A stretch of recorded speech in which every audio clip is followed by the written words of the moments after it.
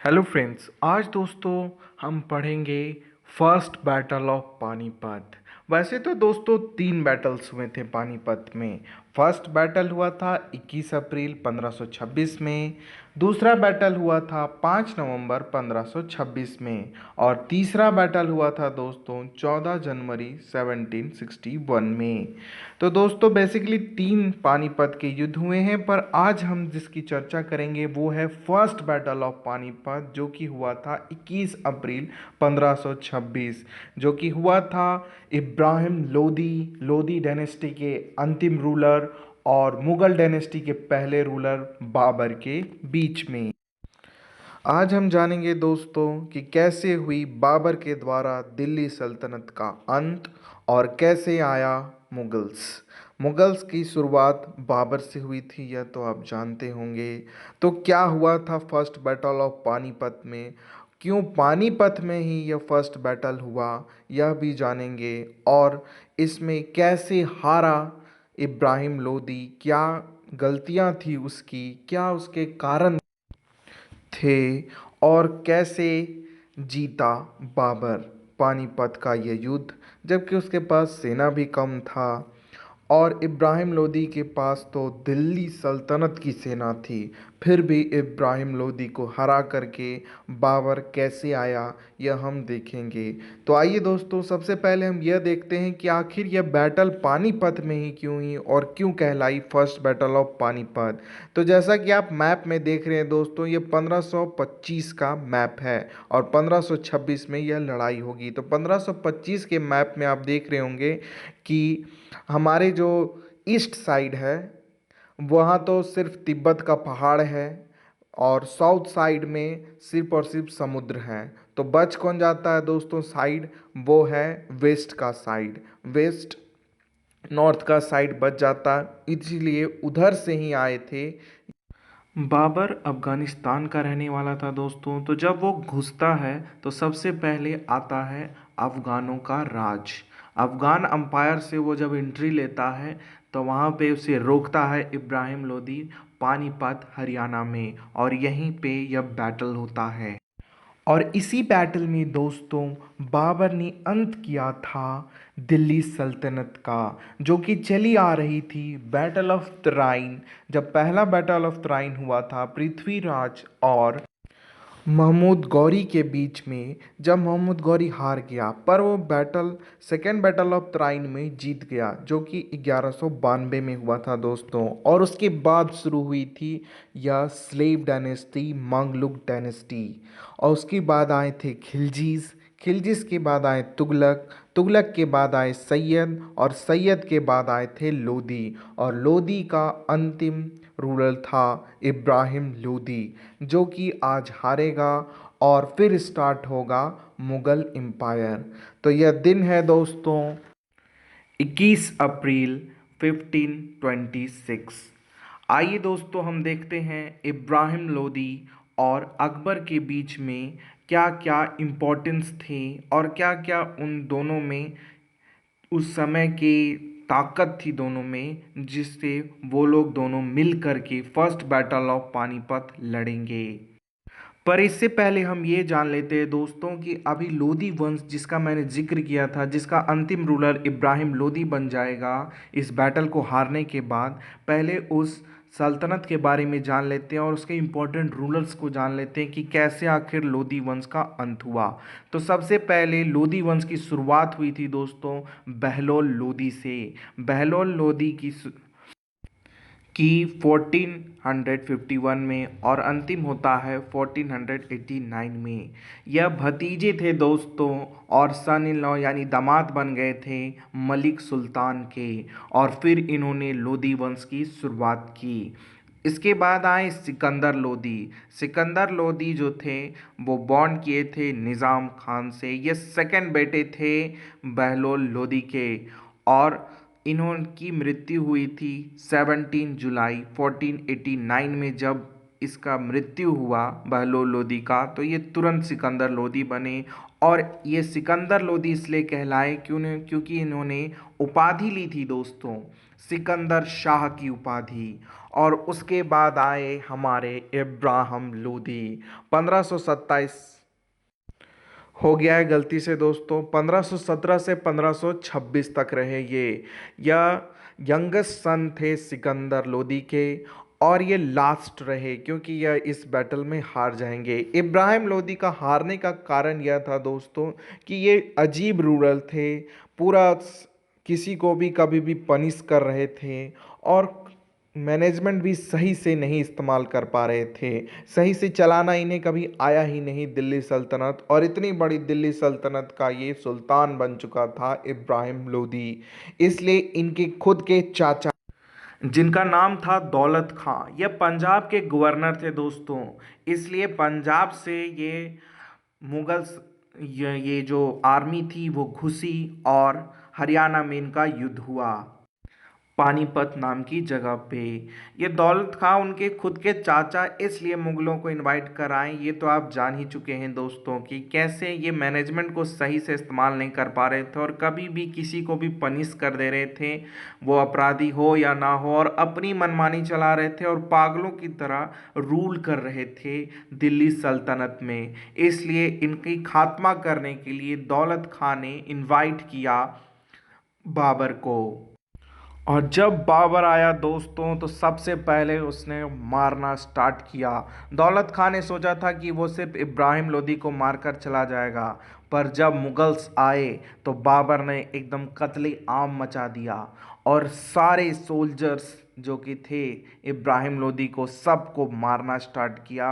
और उन सरों से उन्होंने पहाड़ बनाया, और उस पहाड़ पे वो चढ़कर ये दिखाया कि मैंने विक्ट्री हासिल की। बाबर ने ऐसा किया था, और तभी दौलत खां समझ गया था कि ये सिर्फ इब्राहिम लोदी को मारने नहीं आया है, यह यहाँ पे रूल करने आया है। और उसके बाद स्टार्ट होता है दोस्तों मुगल एम्पायर, जो कि चलेगा 1526 से लेकर के सन 1847 तक। तो आइए दोस्तों हम देखते हैं कि क्या था मुगल एम्पायर्स के स्टार्टर बाबर की सेना का ताकत और इब्राहिम लोदी के सेना की ताकत। इब्राहिम लोदी जो था दोस्तों वो अफ़गान रूलर था, बहलोल लोदी का वंशज था। और दूसरी तरफ दोस्तों बाबर जो 43 ईयर का था, वह तैमूर और चंगेज़ खान का वंशज था। इब्राहिम लोदी दिल्ली सल्तनत का सुल्तान था, और 1 लाख की सेना थी उसके पास। और वहीं बाबर काबुल से आया था, और उसके पास सिर्फ 12,000 की सेना थी। इब्राहिम लोदी के पास हेवी कल्वरीज थी और एलिफेंट थे, यानी कि उसके पास कई हाथियां थी दोस्तों। और हाथियों से ही वो जंग जीता करते थे, क्योंकि हाथी काफ़ी ऊंचा हुआ करते थे, तो घोड़े पे सवार होता था वो वहां तक पहुंच नहीं पाता था। और इब्राहिम लोदी अपने हाथियों से उसका सर कुचलवा देता था और मार देता था अपने दुश्मनों को। और दूसरी तरफ अगर हम बाबर को देखेंगे दोस्तों, तो वो उसके पास गन पाउडर थे, गन पाउडर था, फायर वर्म्स थे, और आर्टरीज थी, यानी कि उसके पास तोप के गोले थे दोस्तों।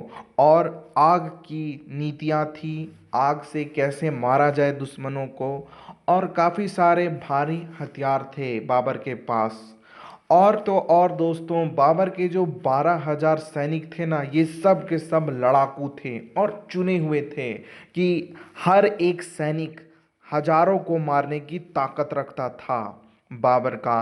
और उधर ही इब्राहिम लोदी के जो 1 लाख की सेना थी, उसमें जैसे तैसे लोग भरे पड़े थे, जो भी अनफिट लोग थे, और सिंपली युद्ध लड़े हुए थे। पर बाबर के पास जो सेना थी वो काफ़ी ताकतवर, और एक एक सैनिक काफ़ी ज़्यादा वार में निपुण था, यानी कि काफ़ी ज़्यादा एक्टिव सोल्जर्स थे उसके पास दोस्तों। और सबसे इम्पोर्टेंट बात कि पहली बार यूज हुआ था तोप के, यानी कि इब्राहिम लोदी को ये पता भी नहीं था कि काबुल से आया हुआ बाबर के पास काफ़ी सारी तोपें हैं, और ये तोपें हजारों हजार सैनिक को एक बार में मौत के घाट उतार सकती थी। ये पहली बैटल थी दोस्तों जिसमें इंडिया में तोपों का इस्तेमाल हुआ था। बाबर की एक और ख़ास बात थी दोस्तों कि उसके सैनिक जो थे वो काफ़ी सारे बैटल लड़ चुके थे। उन्होंने काबुल भी जीत कर ही हासिल किया था, वो काबुल का रहने वाला नहीं था। उन्होंने काबुल भी जीत कर हासिल की और फिर वो बढ़ने लगा ईस्ट की ओर और इधर हमारे भारत के अंदर आया और उसने दिल्ली सल्तनत को तहस नहस करके स्टार्ट किया न्यू डायनेस्टी को, जिसे हम मुग़ल एम्पायर के नाम से जानते हैं। तो आइए देखते हैं दोस्तों कि उस बैटल में हुआ क्या था। जब बैटल की शुरुआत होती है दोस्तों और दोनों सेना आमने सामने होते हैं, तब बाबर की सेना घबराने लगती है कि हम तो सिर्फ 12,000 हैं और वो 1 लाख, तो हम कैसे जीतेंगे। वो बाबर को कहते हैं कि चलो अब हो गया, बहुत जीत लिया, वापस चलो। 1 लाख की सेना, पागल हो क्या, हम मारे जाएंगे, एक भी नहीं बचेगा। तब बाबर उन्हें हिम्मत देकर कहता है, आपने बाहुबली पिक्चर देखी ना दोस्तों, वैसा वो हिम्मत देता और कहता है कि हम लड़ेंगे, एक नई स्ट्रैटेजी से लड़ेंगे, बुद्धि लगा के लड़ेंगे, पर हम लड़ेंगे, हम हार नहीं मानेंगे। और बाबर स्टार्ट करता है अपनी स्ट्रैटेजी को लगाने का, यानी कि अपनी बुद्धि को लगाने का, और वो क्या करता है, काफ़ी सारे बैलगाड़ी खरीद लेता है दोस्तों। उसके बाद बाबर ने देखा कि सामने से बहुत बड़ी यमुना नदी गुजर रही है, तो यमुना नदी के किनारे उसने काफ़ी सारे गड्ढे खोद दिए दोस्तों, और उस गड्ढों में नुकीले चीज़ें रख ली और ऊपर से घास से ढक दिया। ये उसकी बुद्धि थी कि जिस वक्त इब्राहिम लोदी की सेना आएगी, इसमें गिरेगी और आधी सेना मर भी सकती है। यह उसका बुद्धि का यूज था। इसके बाद उसने आगे वो तैयार करता है दोस्तों, बाबर जो बैलगाड़ी खरीदा था उसमें लादता है तोपों को और तैनात कर देता है और छुपा देता है सारे सोल्जर्स को उनके सामने। और उसके बाद आते हैं कुछ सोल्जर जो कि इब्राहिम लोदी के चाचा ने ही दिए थे, यानी दौलत खान ने, जिसने बाबर को बुलाया था, और टोटल सेना हो जाती है 30,000। पर अभी भी दोस्तों इब्राहिम लोदी से कम थी, क्योंकि इब्राहिम लोदी की 1 लाख की सेना थी। बाबर थोड़ा घबराता है, पर वो जानता था कि अगर हम बुद्धि से लड़ेंगे तो हमारी जीत निश्चिंत है। और वो क्या करता है कि सारे तोपों के सामने सैनिकों को रखता है और 30,000 की सेना तोपों के आगे थी और पीछे थे तोप। इसका यूज वो बाद में करेगा दोस्तों। उसके बाद वो क्या करता है, इसके बाद बाबर ने एक काम किया दोस्तों कि सारे तोपखानों को एक लाइन से सजाया, जैसा कि आप पिक्चर में देख रहे हैं। सारे तोपखानों को एक लाइन से सजाया और बीच में गैप रखा जहाँ पे तीरंदाज होंगे, और अचानक तीरंदाजी से हमला होगा। और आगे जो है, जिसका 5 नंबर लिखा हुआ है पिक्चर में, वो सब हैं गुप्त जासूस, जो कि यह दिखाने के लिए हैं कि बाबर की सेना उतनी ताकतवर नहीं है। यह सिर्फ गुप्त सूचना देने वाले थे, और उसके पीछे, जस्ट पीछे तोपखानों की एक लाइन थी और बीच में थे तीरंदाज। अचानक ये हमला करने का बाबर का दिमाग था दोस्तों। और सामने जो थे जासूस, वो चुपके से पीछे आके बताते थे कि यह सेना आगे आ रही है और हमें अब लड़ना है। और सेंटर में था बाबर। पहले वो पीछे था, फिर धीरे धीरे बीच में आता है बाबर, और फिर युद्ध होता है। और इधर इब्राहिम लोदी सिंपल सा चुपचाप बैठा हुआ था और बेफिक्र था कि वो जीतेगा। और बाबर ने यह जो टैक्टिक्स लगाई थी दोस्तों कि सामने छोटे सैनिकों को रखो ताकि इब्राहिम लोदी ओवर कॉन्फिडेंस हो जाए। और ऐसा ही हुआ, इब्राहिम लोदी ओवर कॉन्फिडेंस था दोस्तों कि मैं ही जीतूंगा, ये मुट्ठी भर सैनिक मुझसे क्या जीतेंगे। और वो जब शुरू वाले गुप्तचरों को मारता है ना, तो वो यही सोचता है कि ये तो और भी आसानी से मर रहे हैं। और अचानक फिर बाबर हमला करता है तोपखानों से। अब जैसे ही दोस्तों इब्राहिम लोदी की सेना जो है वो आगे बढ़ी, तो बाबर की सेना हल्की से पीछे खसक गई और इब्राहिम लोदी और ओवर कॉन्फिडेंस हो गया और आगे जाके कूच करने लगा। और जैसे ही वो आगे बढ़ा, 7 किलोमीटर का वो जो गड्ढा था जिसने जिसे बाबर ने खोड़ा था, उसमें सारे के सारे हाथी गिरने लगे। दोस्तों 300 हाथी थे उसके पास, इब्राहिम लोदी के पास। और कहा जाता है कि आधे हाथी जो है वो गड्ढे में ही गिर गए। और अचानक इब्राहिम लोदी ने सबको रोका और कहा, ये क्या, ये लड़ना भी चाह रहे हैं कि नहीं। और फिर बाबर ने अपना दिमाग लगाया और अचानक आगे की तोपों को, और तोप का कुछ खास नहीं थे उसके पास दोस्तों, लेकिन वो ये जानता था कि अगर तोप थोड़ा सा भी नुकसान करे तो इब्राहिम लोदी की सेना डर जाएगी। और यही हुआ। अचानक जब तोप चला तो हाथी पगला गए और सारी सेना को कुचलने लगे दोस्तों। क्योंकि हाथी जो होते हैं वो, उनके कान बहुत सेंसिटिव होते हैं, और अचानक जो गन पाउडर की आवाज़ आई, तोपों की आवाज़ आई, इससे हाथी काफ़ी ज़्यादा घबरा गए और अपनी ही सेना को कुचलने लगे। और इससे ये हुआ दोस्तों कि वो जो बाकी के बचे हाथी थे, वो अचानक जो दौड़े ना, तो काफ़ी हड़कंप मच गया। ऊपर से सेना इस बात पे डरी थी कि ये क्या चीज़ है, ये कौन सा चीज़ है, वो तोप को जानते नहीं थे। और अचानक जो तबाही मचाया था तोपों ने, उससे वो काफ़ी ज़्यादा घबरा गए थे और डरे हुए थे, और अचानक हाथियों ने भी हमला कर दिया। और इससे ये हुआ दोस्तों कि लोदी की जो आगे की सेना थी, जैसा आप पिक्चर में देख रहे हैं, आगे की जो सेना थी वो पूरी की पूरी तहस नहस हो गई। आधी गड्ढे में गिर गई, आधों को हाथी ने कुचल डाला, और कुछ को तोपों ने उड़ा दिया। और इसके बाद बचे इब्राहिम लोदी, जो कि आगे आ चुके थे। जो बीच में थे, आगे की सेना तो पूरी खत्म हो गई, तो इब्राहिम लोदी आगे आ गए। अब उनके सैनिकों ने कहा कि एक काम करते हैं महाराज, आप पीछे हट जाइए और जो पीछे की सेना उसको आगे आने दीजिए, और आप किसी तरह धीरे से यहाँ से निकल जाइए। आपको तो पता ही हमारी सेना हार चुकी है, पर आप जिंदा रहेंगे ना तो दोबारा हम लड़ेंगे। पर इब्राहिम लोदी यहाँ पे थोड़ा सा बहादुरी दिखाने की कोशिश करता और कहता है कि हम लड़ेंगे, हम पीठ दिखाकर नहीं भागेंगे।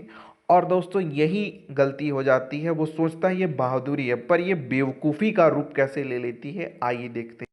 और फिर इब्राहिम लोदी एक शायरी पढ़ता है कि सर कटा सकते हैं पर सर झुका सकते नहीं, सुर्ख लोगों का काम नहीं पीठ दिखाकर पीछे हट जाना। और यही उसकी सबसे बड़ी गलती थी दोस्तों, उसने वेट तक नहीं किया अपनी पीछे की आर्मी को आगे आने का।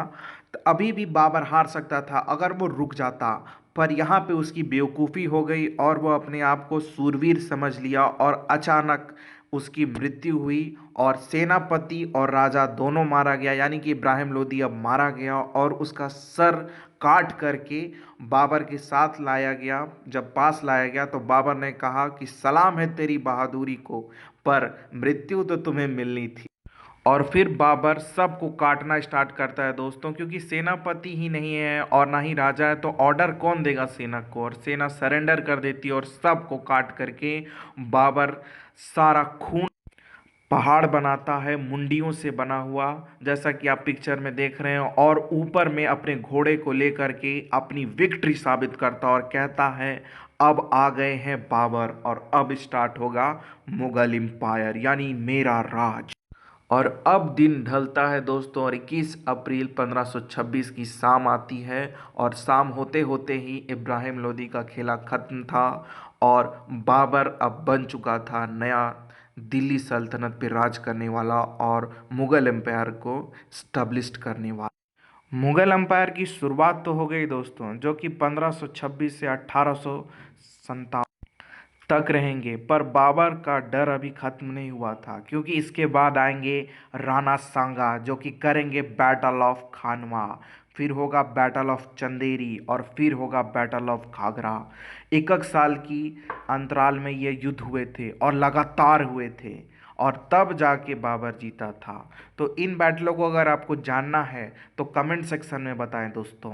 और अगर आपको पानीपत के तीनों बैटल्स के बारे में जानना है, ये तो फर्स्ट बैटल ऑफ पानीपत का अंत हुआ, सेकंड बैटल और थर्ड बैटल के बारे में जानना है तो वो भी कमेंट सेक्शन में बताएं। और मैं आपसे मिलूंगा नेक्स्ट स्टोरी में। और नेक्स्ट बैटल में हिस्ट्री के लिए और भी सारे अगर आपको बैटल्स या हिस्ट्री में कोई भी दिक्कत, कोई भी वीडियो चाहिए तो हमें कमेंट सेक्शन में ज़रूर बताएं दोस्तों। और हमें लाइक शेयर और सब्सक्राइब ज़रूर करें दोस्तों। आपने मुझे यहाँ तक सुना इसके लिए धन्यवाद। और यहीं से मुग़ल एम्पायर का शुरुआत हुआ। इसके बाद हुमायूं आए। हुमायूं ने उतना एक्सपैंड नहीं किया दोस्तों, अकबर ने किया था। अकबर ने किस तरह से एक्सपैंड किया और कैसे हुई थी सेकेंड बैटल ऑफ पानीपत, जो कि 5 नवंबर 1556 में हुई, तो इसके बारे में आपको जानना है तो कमेंट सेक्शन में ज़रूर बताएं। हम इस पर भी वीडियो ज़रूर बनाएंगे। पर हाँ दोस्तों, लाइक शेयर और सब्सक्राइब करना ना भूलें। थैंक यू दोस्तों, मैं आपको मिलूँगा नेक्स्ट स्टोरी में। Have a nice day.